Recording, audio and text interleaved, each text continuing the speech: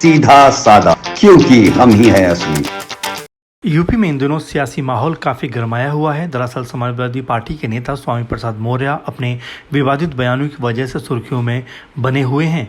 रामचरितमानस से लेकर हिंदू धर्म और साधु संतों पर दिए गए अपने बयानों के बाद अब स्वामी प्रसाद मौर्य ने ब्राह्मणवाद पर निशाना साधा है, जिसके बाद उत्तर प्रदेश की सियासत में तेज गति से बयान सामने आने लगे हैं।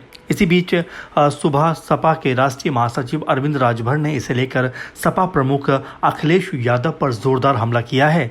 सुबह सपा के राष्ट्रीय महासचिव अरविंद राजभर ने कहा कि समाजवादी पार्टी लगातार हिंदुओं का अपमान कर रही है। उन्होंने ब्राह्मणवाद पर दिए गए स्वामी प्रसाद मौर्य के विवादित बयान पर हमला करते हुए कहा कि जब ये बसपा में 4 बार के मंत्री रहे तब इसके बारे में इनको याद नहीं आई।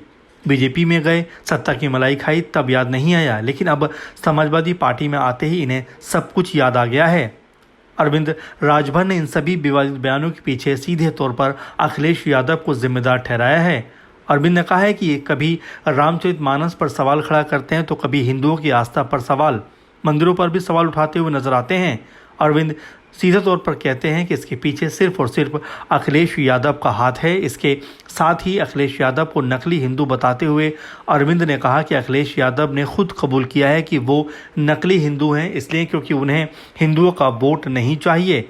उन्होंने आगे कहा कि जब सपा को वोट लेना होता है तब वो फरसा उठाती है और फिर परशुराम की मूर्ति लगाती नजर आती है। इसके बाद अयोध्या में जाकर शंकराचार्यों को नमस्कार भी करने लगते हैं, प्रयागराज जाकर कुंभ में स्नान करते हैं और फिर अंत में हिंदुओं की आस्था पर सवाल खड़ा कर देते हैं। फिलहाल अरविंद ने ये तक बोल दिया कि सपा के ब्राह्मण नेताओं को एनडीए के साथ आ जाना चाहिए, क्योंकि हम आस्था के साथ कोई खिलवाड़ नहीं करते। फिलहाल जिस तरह से एक के बाद एक बयान यूपी की राजनीति में सामने आ रहे हैं, उससे अब सियासी माहौल एक अलग तरह का बनता हुआ नजर आ रहा है। अब देखना होगा कि इस पूरे बयान को लेकर सपा की तरफ से क्या कुछ कहा जाता है।